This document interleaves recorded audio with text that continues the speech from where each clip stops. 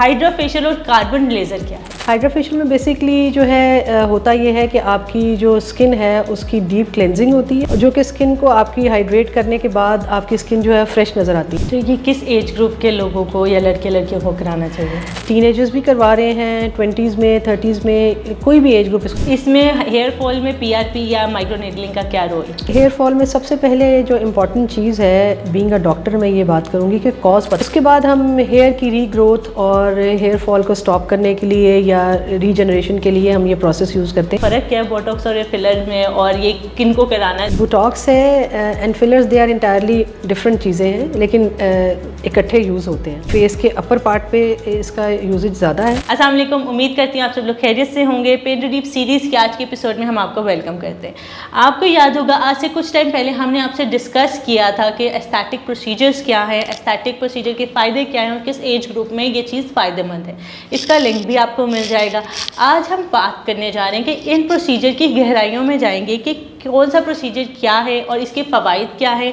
Comparison होगा कि किस प्रोसीजर को करने का क्या फ़ायदा है और क्या नहीं। इसके लिए हमें ज्वाइन किया है डॉक्टर नौरीन ने। Thank you so much doctor Naureen, आपने हमारे लिए टाइम निकाला। आपकी पहली वीडियो में आपने बहुत अच्छे और बहुत आसान अल्फाज में सारी चीज़ों को एक्सप्लेन किया कि स्टैटिक प्रोसीजर क्या है, कितनी टाइप्स हैं, किस किस एज ग्रुप के लिए। आज हम आपसे जानना चाह रहे हैं कि जब हम इसको चॉक डाउन करते हैं तो इसकी डबल वैरायटी बनती है। सबसे पहले जिसमें बहुत कॉमन है हाइड्रा फेशियल और कार्बन लेज़र। तो हाइड्रा फेशियल और कार्बन लेज़र क्या है? जी, मैं इसमें आपको पहले बताना चाहूँगी, हाइड्रा फेशियल जो है it is facial which is जो आम रूटीन में फेशियल्स यूज़ होते हैं, इनसे ये बहुत डिफरेंट है। हाइड्रा फेशियल में बेसिकली जो है होता ये है कि आपकी जो स्किन है उसकी डीप क्लेंजिंग होती है और डीप हाइड्रेशन होती है। और क्लेंजिंग से ये होता है कि आपके ओपन पोर्स और क्लोज्ड एंड ओपन कॉमेडोन्स, जिसको black heads and white heads कहते हैं, वो क्लीन होते हैं। और उसके अलावा आपकी जो स्किन की डीपर लेयर्स हैं उनकी बेहतर तरीके से हाइड्रेशन होती है, जो कि स्किन को आपकी हाइड्रेट करने के बाद आपकी स्किन जो है फ्रेश नज़र आती है। अमूमन जो दूसरे आम फेशियल्स यूज़ होते हैं उनमें ये चीज़ नहीं होती। उनमें तो क्रीम्स वगैरह लगाते हैं और मसाज होता है एंड दैट्स इट। और जबकि जो मेन चीज़ है, आपकी स्किन को अगर हेल्दी लगना है तो उसको इंटरनली जो है वो फ्रेश होना चाहिए। तो हाइड्रा फेशियल का ये फ़ायदा है कि ये आपकी स्किन को हाइड्रेट करते हैं और इसको डीप क्लेंस करते हैं। उसके साथ इसके सर्टन टूल्स होते हैं जो आपकी स्किन को लिफ्टिंग में भी हेल्प करते हैं। अच्छा, अब अगर बात करें कार्बन लेज़र की, तो कार्बन लेज़र जो है ये बेसिकली इसमें यूँ होता है कि हम thin film of carbon face पे लगाते हैं और इसको थ्रू लेज़र गन वो रिमूव किया जाता है। इससे ये होता है कि आपकी जो डेड स्किन, फाइन जो डेड स्किन होती है वो रिमूव होती है, आपके पोर्स टाइट होते हैं, आपकी एक्नी और जो सीबम कंट्रोल है वो बेहतर होता है, और आपकी जो पिगमेंटेशन है उसको भी ये टारगेट करता है। तो ये दोनों जो फेशियल्स हैं ये इन कॉम्बिनेशन भी यूज़ होते हैं और ये स्किन को ग्लो करने के लिए और उनको हाइड्रेट करने के लिए दे आर वेरी बेनिफिशियल। तो ये किस एज ग्रुप के लोगों को या लड़के लड़कियों को कराना चाहिए? देखिए, आजकल जो है वो ये फेशियल्स दोनों ही दे आर वेरी पॉपुलर, और ये टीनेजर्स भी करवा रहे हैं, 20s में, 30s में, कोई भी एज ग्रुप इसको करवा सकता है, मेल फीमेल। दोनों ही लेने चाहिए या कोई एक ही बेहतर? नहीं, ये आपका डिसाइड करेगा, योर डॉक्टर विल डिसाइड कि आपको किस चीज़ की ज़रूरत है। ज़रूरी नहीं है कि आप दोनों लेंगे। ये डॉक्टर विल असेस यू और वो आपको इसमें गाइड करेंगे। जी, अकॉर्डिंग टू योर नीड, कि आपको किस चीज़ की ज़रूरत है। जिस चीज़ की आपको ज़रूरत होगी वो उसी के अकॉर्डिंगली आपकी जो है वो ट्रीटमेंट टेलर होती है। ठीक हो गया, आपने बहुत अच्छे से एक्सप्लेन किया कि मतलब हमारे डॉक्टर डिसाइड करेंगे कि हमने कौन से प्रोसीजर की, ये चीज़ और फ़ायदेमंद दोनों हैं हमारे लिए। आपने बहुत अच्छे से एक्सप्लेन किया। अब हम जाते हैं नेक्स्ट स्टेप की, आते हैं PRP और माइक्रोनीडलिंग। क्या ये दोनों सेम हैं या डिफरेंट हैं एक दूसरे से? देखिए जी, ये तकरीबन यूँ समझ लें कि एक प्रोसीजर तो नहीं है। They are two separate procedures but they can be done simultaneously. PRP basically जो है दिस इज़ ये एब्रीविएशन है प्लेटलेट रिच प्लाज्मा की, और ये आजकल इसको बहुत ज़्यादा ये ट्रीटमेंट इन है, बल्कि और बहुत सी मेडिकल जो हमारी हैं फील्ड्स, उसमें it is very important. Joints में, जॉइंट पेन्स में, और बेतहाशा हमारे और भी बहुत से इश्यूज़ हैं जिसमें PRP का यूज़ हो रहा है।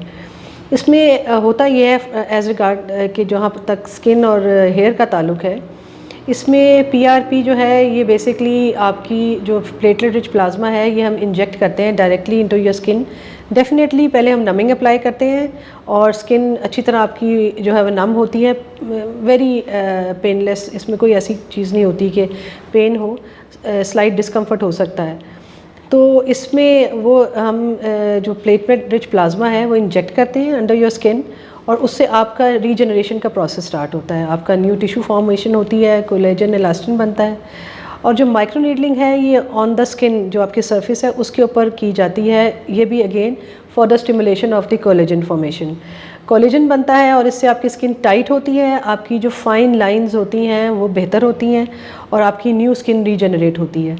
तो ये प्रोसीजर आजकल जो है आजकल बहुत इन है और एवरीबडी लव्स इट, ये लोग बहुत खुशी से करवाते हैं और इसके रिजल्ट्स बहुत अच्छे हैं। ये आपने बहुत अच्छे से एक्सप्लेन किया। डॉक्टर नौरीन, अगर हम पीआरपी या हम माइक्रो नीडलिंग की तरफ जाते हैं तो इसमें हेयर फॉल भी एक बहुत हमारा इंपॉर्टेंट फैक्टर आता है। चाहे औरतें वो कहेंगी हमारे बाल बहुत गिरते हैं, मर्द कहते हैं हमारे बाल गिर गए, तो इसमें हेयर फॉल में पीआरपी या माइक्रो नीडलिंग का क्या role?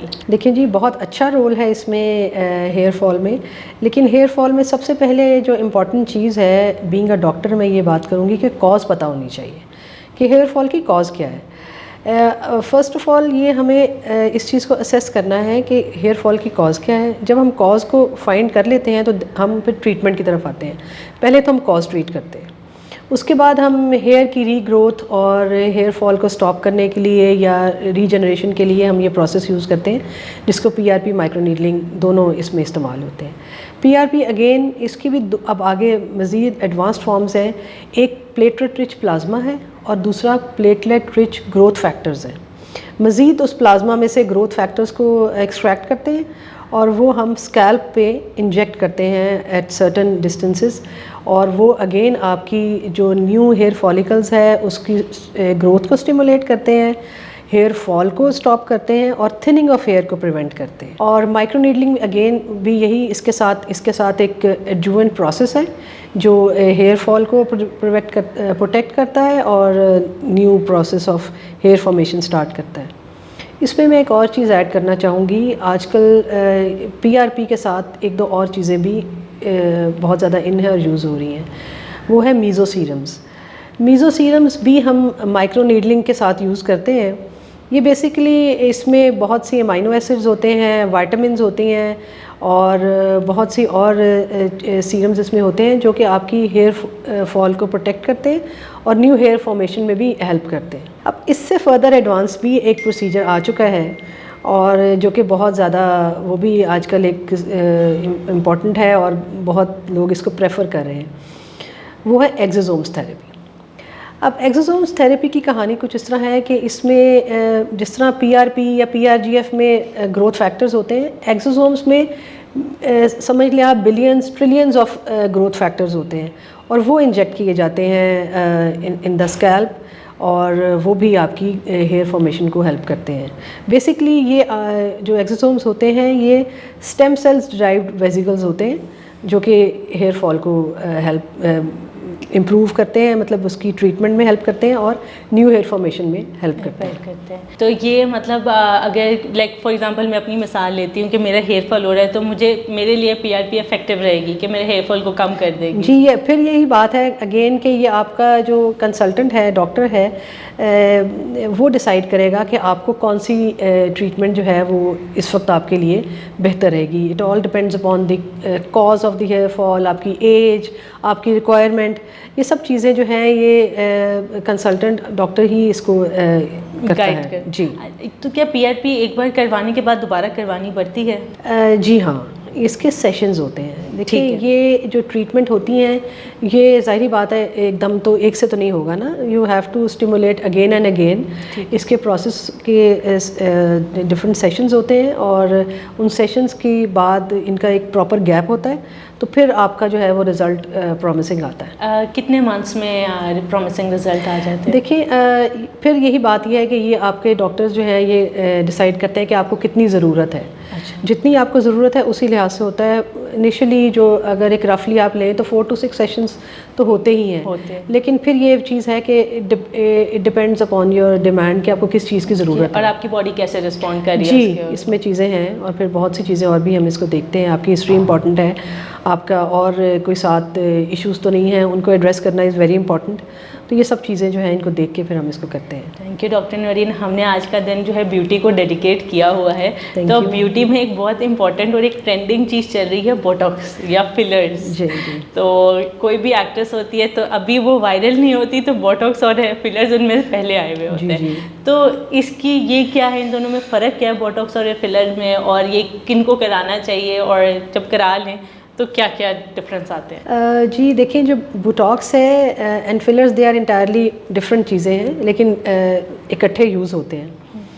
Botox basically botulinum toxoid एक टॉक्सिन होता है जो कि हमारी बॉडी के मसल्स को रिलैक्स करता है, और ये बेसिकली ज़्यादातर जो यूज़ होता है वो फेस के अपर पार्ट पे इसका यूजेज ज़्यादा है, और ये हमारी फाइन लाइंस, रिंकल्स जो हमारे क्रो फीट्स बन जाते हैं या फोरहेड लाइंस जो बन जाती हैं उनको ख़त्म करने में बहुत हेल्प करता है, और क्योंकि मसल्स को रिलैक्स, मसल टेंस हो जाते हैं एजिंग के साथ, स्ट्रेस के साथ, सब तो मसल्स हमारे जो हैं वो टेंस हो जाते हैं, जिससे ये लाइंस अपीयर होना शुरू हो जाती हैं।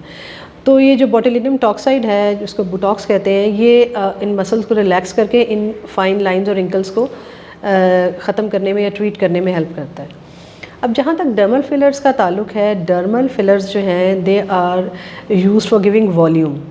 हमारी फेस पे जहाँ पर हमें वॉल्यूम की ज़रूरत होती है, जिस तरह के लिप्स पे, चीक्स पे, अंडर आइज़, डिफरेंट लोगों को, कुछ लोगों को हॉलो अंडर आइज़ उनका एरिया हो जाता है, उसको फिल करने के लिए, फिलिंग इफ़ेक्ट देने के लिए, डार्क सर्कल्स बड़े प्रोमिनेंट हो जाते हैं, तो उसके लिए फिर फिलर्स यूज़ किए जाते हैं, और ये आपको वॉल्यूम देते हैं और स्किन जो है आपकी प्लम्पी लगती है और फ्रेश लगती है।